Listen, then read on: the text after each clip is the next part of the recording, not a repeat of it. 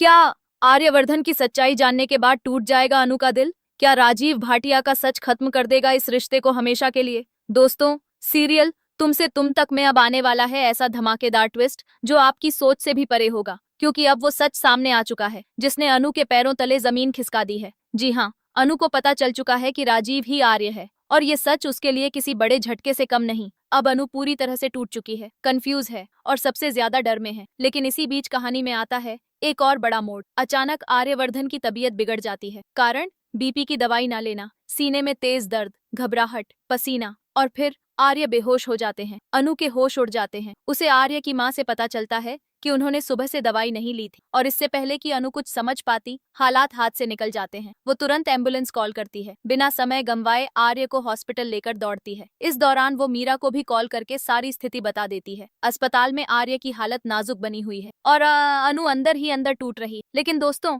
असली खेल तो अभी बाकी है, क्योंकि दूसरी तरफ जालंधर लगातार अनु के मन में जहर घोल रहा है। वो बार बार उसे भड़का रहा है, अगर शादी करनी है तो पहले आर्य का सच जान लो। और यही बात अनु के दिल और दिमाग में तूफान खड़ा कर देती। अब अनु के हाथ लगने वाला है सबसे बड़ा सबूत, एक तस्वीर राजनंदिनी की। जी हाँ, शो में पहली बार राजनंदिनी की झलक दिखाई जाएगी, और इसी के साथ खुलने लगेगा आर्य का खतरनाक अतीत। बताया जा रहा है कि इस किरदार को निभा सकती हैं वही एक्ट्रेस जो असल जिंदगी में आर्य यानी शरद की पत्नी, जो इस ट्रैक को और भी इंटेंस बना दे। अब अनु को पता चलेगा कि आर्य और राजनंदिनी एक दूसरे से बेहद प्यार करते, और सबसे बड़ा सच, राजीव भाटिया कोई और नहीं बल्कि आर्यवर्धन। ये जान तस्वीर देखते ही उसका भरोसा बिक, और वो फैसला कर अब ये रिश्ता खत्म। लेकिन तभी कहानी में आता है आर्य अनु को एक नई कहानी, एक ऐसा सच जो शायद सच। वो अपनी बातों से अनु को और उसे भरोसा दिलाता है कि सब वैसा नहीं, और यही अनु को फिर से कंफ्यूज कर वो दोबारा शादी के लिए तैयार हो। लेकिन क्या ये फैसला सही? क्या सच में राजनंदिनी इस दुनिया में, और अगर नहीं तो उसकी मौत के पीछे किसका हाथ है? क्या आर्यवर्धन सच में मासूम, या फिर वो इस कहानी का सबसे बड़ा विलेन है? अब आने वाले एपिसोड्स में देखने को मिलेगा हाई वोल्टेज ड्रामा, इमोशंस